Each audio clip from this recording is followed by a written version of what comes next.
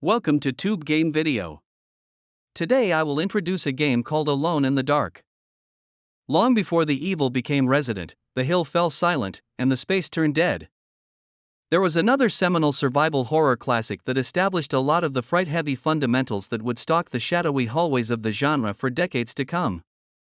That game was Alone in the Dark from 1992, which featured groundbreaking 3D graphics at the time, along with a genre-defining emphasis on puzzle solving, inventory management, and combat that involved just as much flight as fight.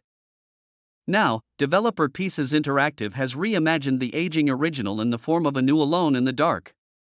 However, while it presents some surprising environments to explore and a fairly compelling supernatural mystery to unravel, its shallow combat and basic enemy design ensure that it's not quite the triumphant haunted homecoming it could have been.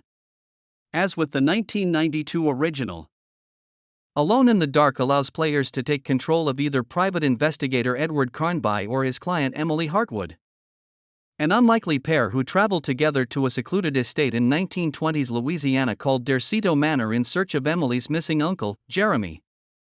While the original 3D models of Edward and Emily featured low-polygon counts, here they're portrayed by David Harbour, Stranger Things, and Jodie Comer, Killing Eve, respectively. The two recognizable leads deliver credible performances amidst the incredible events that unfold around them, with Harbour particularly well suited to the role of a hard-boiled detective who wouldn't hesitate at a glass of bourbon for breakfast. This time around, Derceto Manor has been reimagined as a psychiatric hospital of sorts, with an expanded cast of residents and staff to interact with over the course of the investigation. The bulk of these characters are quirky, Southern Gothic types reminiscent of a streetcar named Desire. The interrogations become increasingly unsettling as the missing person mystery takes a twisted turn toward the paranormal, blurring the lines between reality and the abstract. What ensues is a journey into darkness that is at times fanciful and often fascinating.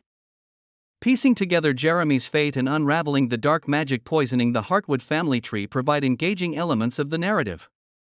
Alone in the Dark introduces a new departure from the original adventure in the form of a magic voodoo talisman, allowing Edward and Emily to venture beyond the boundaries of the estate into dreamlike destinations as they follow Jeremy's breadcrumb trail through a metaphysical maze of memories. While not reaching the same level of multimedia morphing magic as Alan Wake 2, these sequences offer memorable story branches and welcome changes of pace.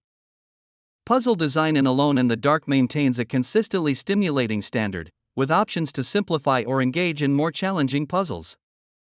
However, the game falls short in its combat encounters, except for a couple of late-game bosses.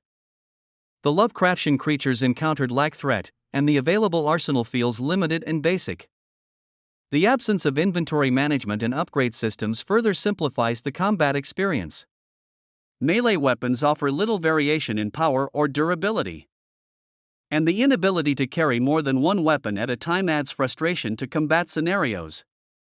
Despite its atmospheric lighting and ambient audio, Alone in the Dark fails to deliver genuine scares, a critical flaw for a survival horror adventure.